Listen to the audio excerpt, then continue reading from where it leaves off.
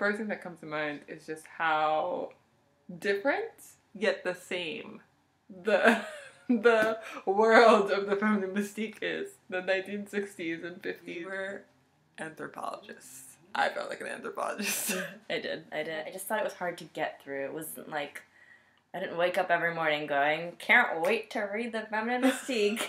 That was not what was going through my mind. That's fair. It actually got me through a plane ride and a train ride. Not me. I am obsessed with Mad Men.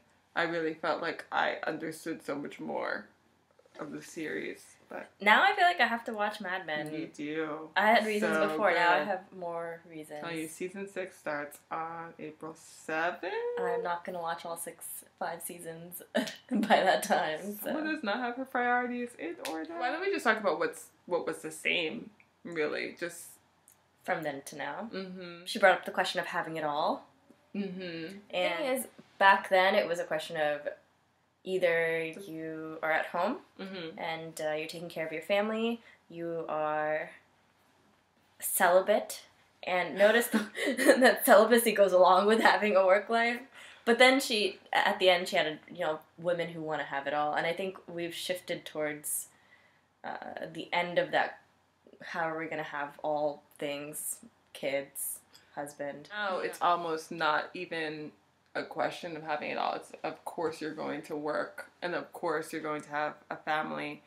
But the problem is there's not been that accommodation. So you see, from our generation in particular, you just see this whole abandonment of the entire idea of having kids because your career doesn't have that work-life balance that we would like in order to make both of those things possible. Yeah, and also maybe it's the economy right now, but it's not like you have much of a choice if you're middle class to have a single income home. You really, if you're making like $60K a year, that's not enough for 2 kids. It's not especially possible. If you live in certain areas of the U.S. The amount of money that people make now versus then, and you're looking at the time of the Feminine Mystique, you have families that were able to have a single earner making $40,000, and now you have a family, 2 parents, both working, $50,000.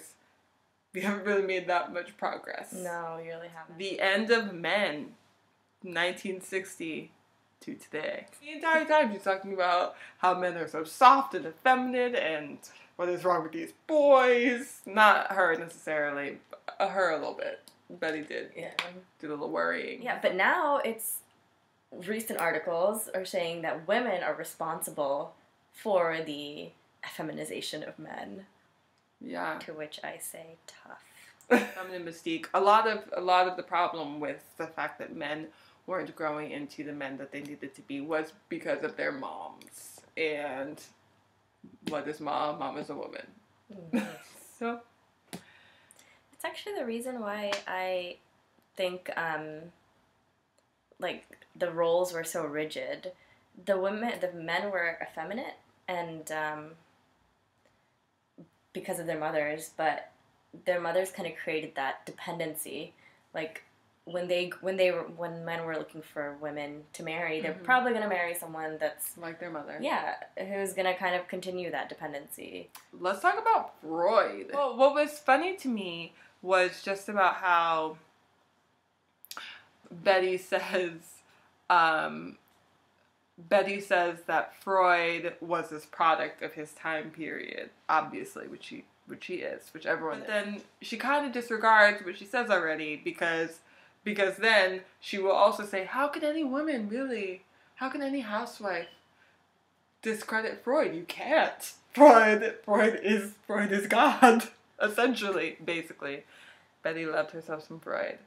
She did make the point that they took that it was magazines and it was kind of culture, like media, the then media, that was taking Freud out of context. So that was a good point that she made. So if we put aside the point that Freud was widely discredited. At this point, yes. At this point, yes. What was interesting to me was this role that education played as well in making sure that women stayed in their role that was perceived to be the role that they needed to be, because it has always been this way. Because 51% of women were housewives, 100% of women should be housewives in the future. And because women were housewives, this is the biological role that women need to play. Everyone, all disciplines, all disciplines took on functionalism. This was anthropology and sociology and psychology. And they were just linking overlap. Yeah, they were just linking your biological, yeah, I guess, purpose to recreate to what you should be doing in terms of intellect. Oh, we really need to talk about advertising. Women were discovered as a sizable demographic that needed to be cultivated to be exactly what they needed to be, what advertisers needed them to be. And how teenagers were discovered at the same time, and teenagers still now. Super huge demographic that advertisers love. Especially in light of the fact that women were made into childlike, infantile creatures who were always dependent on either their father or their husband. I have a theory, kind of. It's not a well-developed theory, but as people become older and as our demographics change, is the fact that advertisers don't really know anymore what families are, what women are, or who, like, let's say the Swiffer commercials. The voiceover lady says, like, oh, now you have so much time to do what you really want to do, or whatever. And these women spend this extra time by trying on pants, or reading women's magazines, or reading and starting books but not finishing them, but their daughter has the time to finish them. So these women are not necessarily women who work. This image hasn't been updated so much for the role. The woman, like, the shapes of the woman may have changed, and the colors of the woman may have changed, but women themselves, they're either not working still, or every time the Swiffer camera comes to them. I think the major critique I had was the tone that she sometimes took when it came to like other marginalized peoples. Wave of feminism embraces very fully in just embracing whatever choices people are making, and just to avoid being judgmental, because none of us really know anyone's lives, really. And Betty was not about that. Betty was super judgmental about things. Yeah. About, like, using words like perversion. Anyway. Yeah. Like sex creatures. Man-eaters. Man-eaters. Oh, yeah. That's very... She wasn't really nice to divorcees either. I don't think so. But I think the main difference, which I'm really happy with the feminist movement, is the new thing, which is being a feminist means you're for human rights, women's rights or human rights. That's the whole new movement. I think I disagree with you. Just because I know there are a lot of groups that